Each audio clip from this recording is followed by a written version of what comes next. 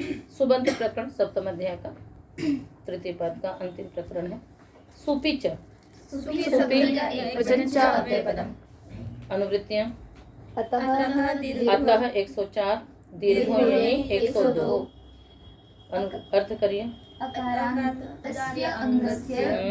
ययादौ सुपि परतः दीर्घो भवति। अदंत अंग को ययाति सुप के परे रहते उदाहरण शायद आप लोग बता सकते हैं। वृक्षाय प्लक्षाय वृक्षाभ्याम प्लक्षाभ्याम। वृक्ष आगे गे के स्थान पे गेरिया से कर लेंगे। ययाति सुप परे हुआ तो सुप है ये। हाँ। कैसे सुप के स्थान पे हाँ गे सुप था तो स्थानीय पदादेश नलविधो सुप का आदेश सुप के समान माना गया। वृक्षाय प्लक्षाय वृक्षाभ्याम प्लक्षाभ्याम। चलो बहुवचने झल्लिए। बहुवचने सप्तमी का एक वचन, झल्ली सप्तमी का एक वचन, एक प्रथमा का एक वचन। अनुवृत्ति वही अतः सुपि अतः दीर्घो यही भी है क्या? नहीं। फिर अर्थ करिए। अकारान्तस्य अंगस्य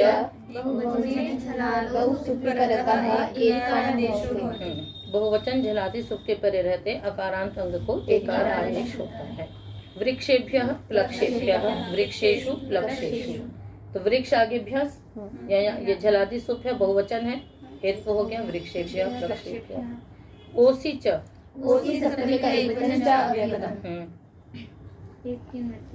हाँ अकारान्तस्य अंगस्य ओसी सुपि परतः एकारादेशो भवति।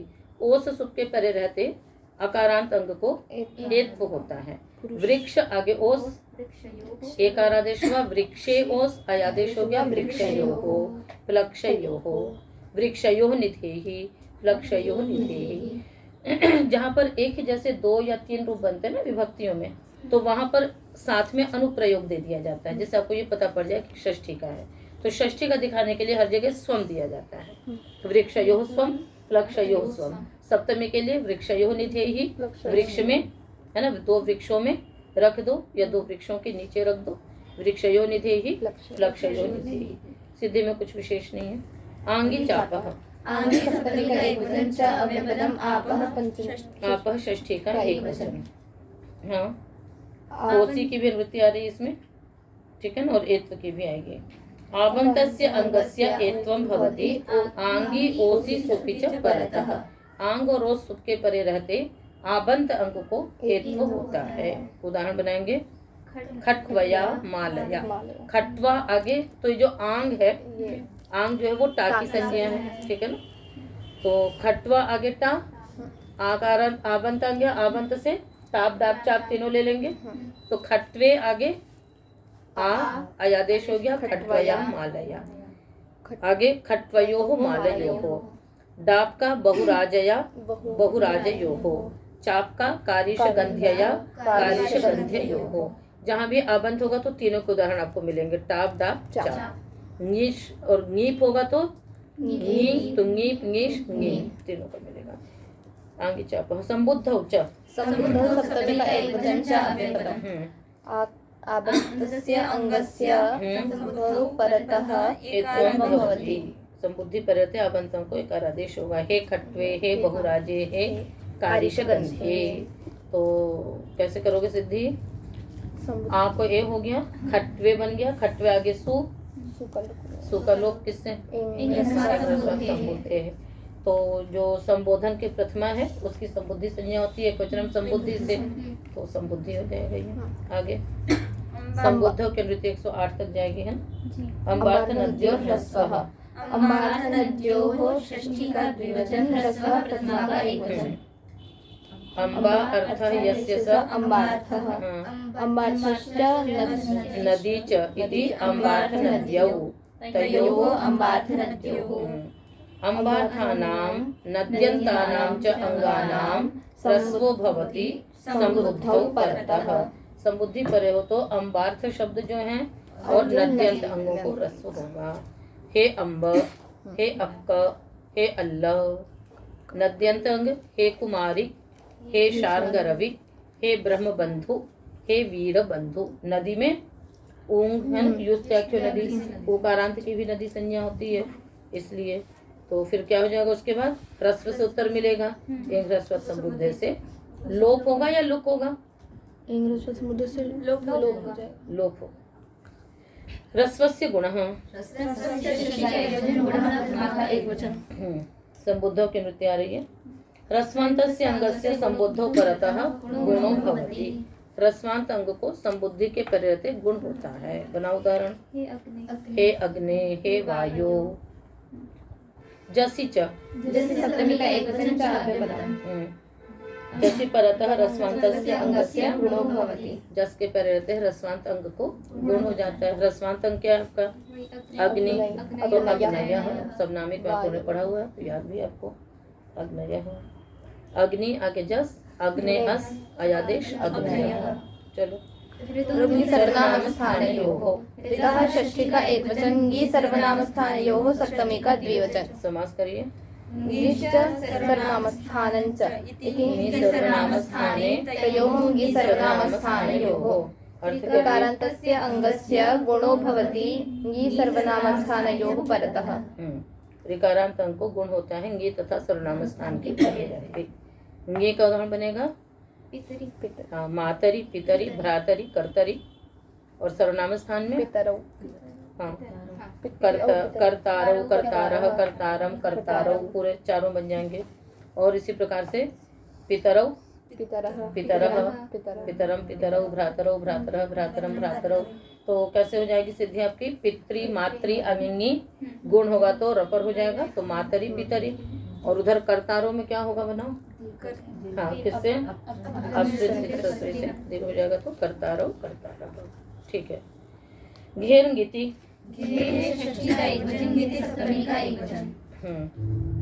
गुणः अंगस्य सुपि की वृत्ति है। हाँ, घ्यन्तस्य अंगस्य गुणो भवति ङिति सुपि प्रत्यये परतः। ङित सुप प्रत्यय परे तो घ्यंत अंग को भी गुण होता है। घी संज्ञा किससे होती है? शेषो घ्य सखी। यहाँ वो वाला घी मत ले लेना, है ना। शेषो घ्य सखी लेना। इकारांत उकारांत पुल्लिंग शब्द और इकारांत उकारांत स्त्रीलिंग शब्द। ह्रस्व इकारांत ह्रस्व का नाम। तो अग्नये वायवे, अग्नेः वायोः। ङित विभक्तियां कौन कौन सी आपकी? गस, ङे, ङे ngसि ngस, ङे ngसि ngस। तो अग्नये वायवे में तो कुछ विशेष नहीं है। अग्नि आगे ए गुण किया, अग्ने ए अयादेश अग्नये वायवे। अग्नेः वायोः में क्या लगेगा? अग्नि आगे अस, फिर गुण हो गया। अग्ने आगे अस, किससे? बोलिए जल्दी। हाँ, षष्ठ अध्याय में ही मिलेगा। सूत्र निकाल लो, यदि नहीं याद आ रहा तो तुरंत वहां पे पहुंचा करो। दिमाग में प्रकरण तो पता रहता ना अष्टाध्यायी में। अग्नि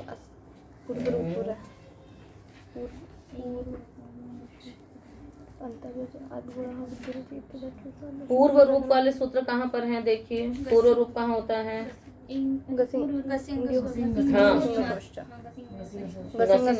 ngसिंगसोः अति परतः एङः पूर्व परयो स्थाने एकादेशो होती। एंग से उत्तर ngसिंगस का अत परे हो तो पूर्व पर के स्थान में पूर्व रूप एकादेश हो जाएगा।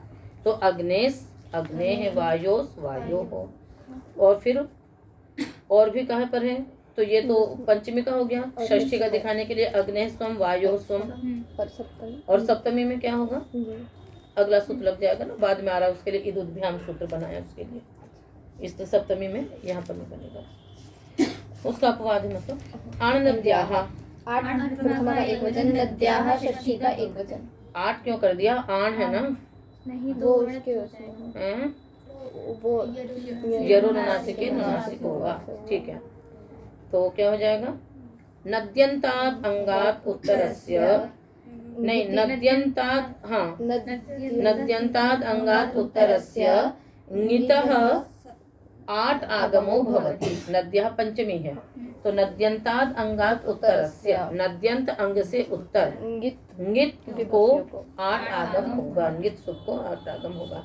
तो नद्या की जो पंचमी वो ङिति की सप्तमी को क्या कर देगी? परिवर्तित कर देगी। बनाए उदाहरण। कुमार्याः कुमार्यै इंगित, कुमार्यै ब्रह्मबंध्वै, कुमार्याः ब्रह्मबंध्वाः। ङे और ngसी और ngस तीनों ले लेंगे। सिद्धि में कुछ विशेष नहीं है। कुमारी आ ए आकर्ष से वृद्धि, कुमारी यई यणादेश कुमार्यै ब्रह्मबंध्वै, कुमार्याः ब्रह्मबंध्वा। या डापः, या प्रथमा का एक वचन, आपः षष्ठी का एक वचन, आपः पंचमी का एक वचन। आबन्तात् अंगात् उत्तरस्य अंगितः याट् प्रत्ययस्य अंगितः सुपः याट् आगमो भवति। नद्यंत होगा तो आट आगम होगा, आबंत होगा तो याट आगम होगा। रूप क्या बन जाएगा? खट्वायै बहुराजायै और कारिश गंध्यायै। खट्वायः बहुराजायाः कारिश गंध्यायाः। करो सिद्धि। खट्वा आगे ए, याट आगम हो गया, या ए वृद्धि रेखा से वृद्धि, खट्वायै ब्रह्म। खट्वाया में भी वृद्धि नहीं करेंगे, वहाँ पर दीर्घ एकादेश कर लेंगे तो खट्वाया बन जाएगा। सर्वनामना स्यात् ह्रस्वश्च, सर्वनामनः षष्ठी का एक वचन, स्यात् प्रथमा का एक वचन, ह्रस्व एक वचन, च अव्ययपदम्। हाँ। सर्वनाम्नः आबन्तात् अंगात् उत्तरस्य ङितः प्रत्ययस्य स्यात् आगमः भवति। सर्वनाम्नश्च ह्रस्वो भवति। आबन्तात् सर्वनाम्नः उत्तरस्य, आबंत सर्वनाम से उत्तर, ङितः स्यात् आगमो भवति, ङित को स्यात् आगम होगा, सर्वनाम नश्च ह्रस्वो भवति, सर्वनाम को ह्रस्व हो जाएगा। तो आबंत यानी स्त्रीलिंग में होगा तो सर्वा आगे ङे, फिर उसको स्यात् आगम हो गया, सर्वा स्या ए, और सर्वा को ह्रस्व हो जाएगा तो सर्वस्या ए, उसके बाद वृद्धि रेखी तो सर्वस्यै। ऐसी सर्वस्याः, यस्यै यस्याः, एतस्यै एतस्याः, तस्यै तस्याः, कस्यै कस्याः, जितने भी आकारांत स्त्रीलिंग सर्वनाम हैं उनमें स्यात् आगम हो जाएगा। इसको ध्यान में रखना। चलो आगे। विभाषा द्वितीया तृतीयाभ्याम, विभाषा प्रथमा का एक वचन, द्वितीया तृतीयाभ्याम पंचमी का द्विवचन। हाँ। द्वितीया च तृतीया चेति द्वितीया तृतीये ताभ्याम द्वितीया तृतीयाभ्याम। इसमें स्यात् ह्रस्वश्च ङिति ह्रस्वश्च अंगस्य की नृत्य आ रही है, ठीक है ना। स्यात् ह्रस्वश्च की नृत्य आ रही है 115 तक।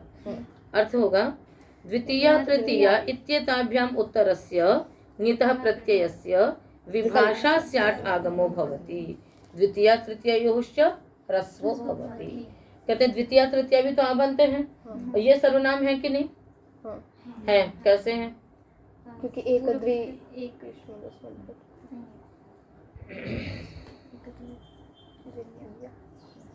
द्वि तो पढ़ा ही गया है। हाँ, तो ये एक द्वि नहीं है, द्वितीय तृतीय शब्द है। पूर्व प्रथम चरम तयाल तय प्रत्यांत, तो ये तय प्रत्यांत का ही वो है द्वितीय तृतीय, इसलिए हो जाएगा। तो द्वितीय तृतीय इसको क्या हो जाएगा? विकल्प से होगा। तो द्वितीयस्यै द्वितीयायै तृतीयस्यै तृतीयायै। चलें। दक्षिणोत्तर अपराधराणि और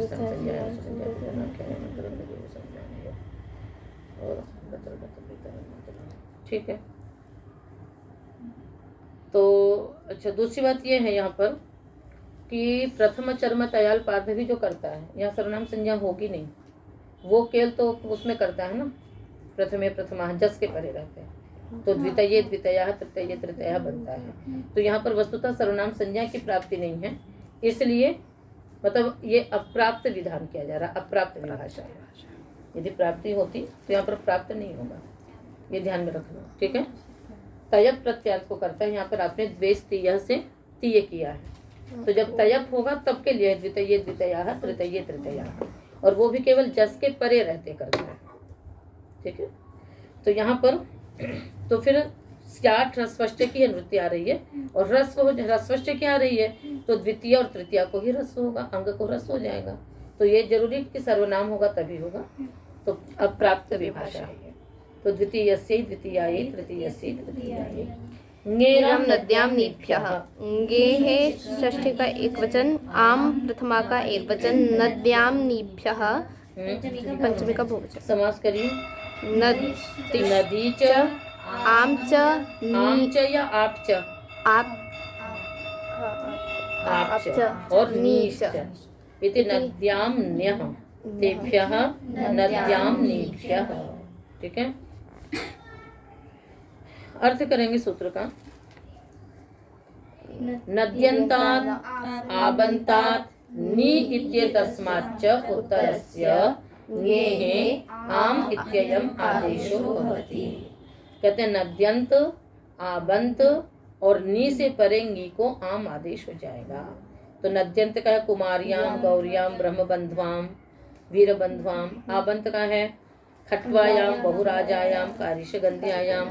तो खट्वायाम में क्या रहेगा बताओ? खट्वा आगे आम, तो ङे के स्थान पे आम आदेश हुआ है, ङित है, इसलिए याट आगम भी हो जाएगा, तो खट्वायाम बन जाएगा, बहुराजायाम बन जाएगा। नी का है है ना, राजनी, राजानम नयति इति राजनी। ठीक है, सेना नयति इति सेनानी, ग्रामम नयति इति, तो नी से उत्तर राजन्याम सेनान्याम बन गया। आगे ये ध्यान में रखना कि ये पूरे ङी के स्थान पे होगा। ये सभी आदेश जो हो रहे हैं अनेक काल है, इसलिए अनेक काल शित सर्वस्व से पूरे के स्थान पे होंगे। ठीक है, इदुद्भ्याम पंचमी का द्विवचन, इच्च उच्च इति इदुतौताभ्याम इदुभ्याम। इकारोकाराभ्याम नदी संज्ञकाभ्याम उत्तरस्य ङेः आम आदेशो भवति। कहते हैं इकार उकार जो नदी संज्ञक, इकारांत उकारांत जो नदी संज्ञक शब्द हैं उनसे परे भी ङी को आम आदेश होगा। तो ह्रस्व इकारांत उकारांत की नदी संज्ञा होती है? नहीं होती है, बिल्कुल नहीं होती है। आगे आगे आगे तो ङिति रस्व से होती है ना, ङित प्रत्ययों के परे रहते ह्रस्व जो स्त्रीलिंग में वर्तमान ह्रस्व इकारांत उकारांत शब्द हैं उनकी विकल्प से नदी संज्ञा होती है। तो जिस पक्ष में नदी संज्ञा होगी उस पक्ष में बनेगा कृत्याम, मत्याम, वेद्याम, दोनों बनाते हैं ना, मत्याम मतौ, तो इसलिए नदी संज्ञा होती है। तो एक पक्ष में होगी तो बन जाएगा आपका मत्याम, धेनवाम, कृत्याम इत्यादि। ठीक है, और जिस पक्ष में नहीं होगी उस पक्ष में घी संज्ञा होगी। औदच्च घे, औत प्रथमा का एक वचन, च अव्ययपदम, औत प्रथमा का एक वचन, अत प्रथमा का एक वचन, च अव्ययपदम, षष्ठी का एक वचन। देखिए इस सूत्र को हम लोग योग विभाग करेंगे। इसको क्या करेंगे हम लोग?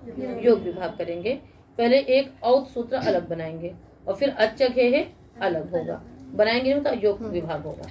सूत्र का अर्थ होगा इदुद्भ्याम उत्तरस्य, है ना, ङेः औकारादेशो भवति। इकारांत और उकारांत से परे ङी को औकारादेश हो जाता है। ठीक है, तो आपने बना लिया सख्यऊ, पत्यऊ। अब इसमें जरूरी है कि कोई नदी संज्ञक हो, ऊपर वाले तो नदी संज्ञक बोल दिया था, इसने कहा कि इकार उकार से परे जो भी ङी है उसको औकारादेश हो जाएगा। तो उसकी जब जैसे सखी की घी संज्ञा नहीं होती है, शेषो घ्या सखी, सखी को छोड़ दिया, फिर भी यहाँ पर आप क्या करोगे? औकारादेश करोगे। तो सखी आगे औ यणादेश होकर के सख्यऊ। पति की भी समास संज्ञा पति समास एवं से केवल समास में होगी, अतिरिक्त में नहीं होगी, तो इसलिए वहां पर भी क्या हो जाएगा? पत्यऊ बनेगा। तो नदी संज्ञा हो या ना हो, घी संज्ञा हो या ना हो, हर स्थिति में जो इकार और उकारांत शब्द हैं उनको ङी, उनसे उत्तर ङी को औकारादेश हो जाएगा। तो सखी और पति दोनों ऐसे शब्द हैं, न तो इनकी नदी संज्ञा है और न ही इनकी घी संज्ञा है। पुनरपि यहाँ पर औकारादेश होगा।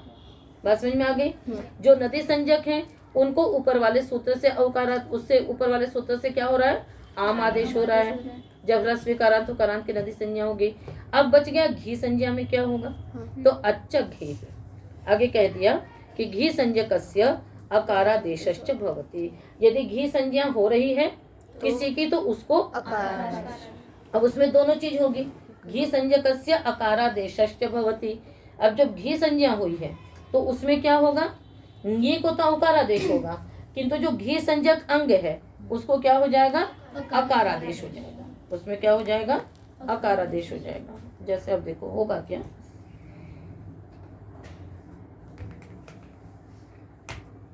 जैसे अग्निश खड़ा वाला कहेंगे,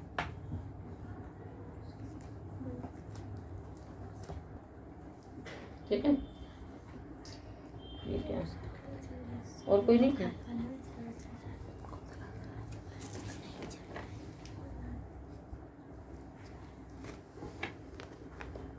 एक और है क्या? नहीं है। आप लोग अपने कापी में स्थिति लिखिए। असल थोड़ी देर खुला रह जाता है ना तो सूख जाता है, इसका कारण ये होता है कि खुला खुला हाथ में पकड़ के रख लेते हैं।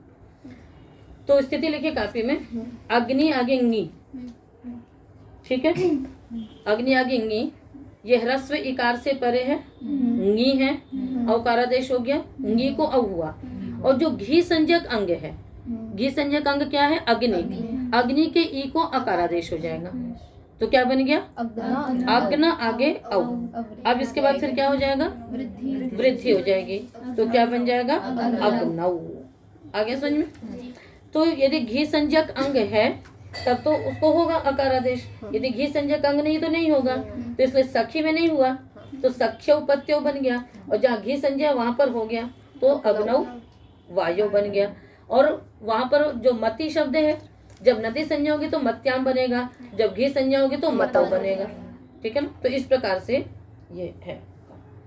आंगो न स्त्रियां, आंगः एक वचन न अव्यवगतम अस्त्रियां षष्ठी का एक वचन। आंगः प्रथमा का षष्ठी का एक वचन, ना प्रथमा का एक वचन, अस्त्रियां सप्तमी का एक। यहाँ पर ना नहीं है, ना है ना। चलो, न स्त्री अस्त्री तस्याम अस्त्रियां। घेर उत्तरस्य आंगः ना इत्ययम आदेशो भवति अस्त्रियां। घी से उत्तर जो आंग, उसको ना आदेश हो जाएगा स्त्रीलिंग को छोड़कर। अग्निना, वायुना, पटुना, स्त्रीलिंग में नहीं होगा, है ना। घी संज्ञा होते हुए भी नहीं होगी, इसलिए मत्या ही बनता है। मत्या, मतिना दो रूप नहीं बनते। तो ये घी संज्ञा में क्या होगा? तो मतलब सभी का हो गया एक प्रकार से अकारांत। ये पूरा ये अजंत प्रकरण के लिए रहा, है ना। अकारांत में बहुवचने झल्य सुपिच, है ना, ओसिच। फिर आबंत के लिए आंगी चाप संबुद्ध होच।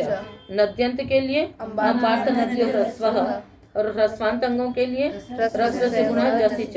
ऋकारांतों के लिए सर्वनाम स्थानयो हो। घी संज्ञकों के लिए घेर नीति। उधर आण नद्याः या डापः, सर्वनाम के लिए सर्वनाम ह्रस्वस्य। फिर ङी में ङेराम नद्याम निभ्य गुद्भ्याम औदच्चये आंगो नास्त्रियां। यदि इतने सूत्र आप लोगों को हर समय उपस्थित हैं, ठीक है ना, तो अजंत प्रकरण के जितने भी शब्द रूप बनते हैं आप आसानी से, तो जब भी उन रूपों को दोहराइए तो आपके दिमाग में वो याद होना चाहिए। आपने जैसे मत्या, है ना, अग्निना, आंगुनास्त्रियाम, ये तो इस प्रकार से वो हो जाएगा। थोड़े से सूत्र सप्तम अध्याय के प्रथम पाद के भी आपको आते हैं, जहाँ पर वही विभक्तियों को जो आदेश होते हैं, ठीक है ना। इधर तो प्रातिपदिक को मतलब सुबंध सुप के परे रहते शब्द को कार्य हो रहा था, अंग को कार्य हो रहा था। और सप्तम अध्याय के प्रथम पाद में क्या होता है? विभक्तियों को कार्य होते हैं। किंगे के स्थान पे या आदेश, ङ सिंह स्मात्मनो टांग सिंह सामिनास्याः औंग आपः जश् सोषी, तो वो विभक्तियों के स्थान पे आदेश होते हैं। और इधर का जो प्रकरण है वो विभक्ति के परे रहते अंग को कार्य करते हैं। तो इसलिए जब भी हम सिद्धि करेंगे तो उधर का प्रकरण और इधर का प्रकरण दोनों को मिला करके करना होता है। तो आपका सप्तम अध्याय का तृतीय पाद समाप्त हुआ, और इसके साथ साथ ही सुबंत प्रकरण भी समाप्त हो गए।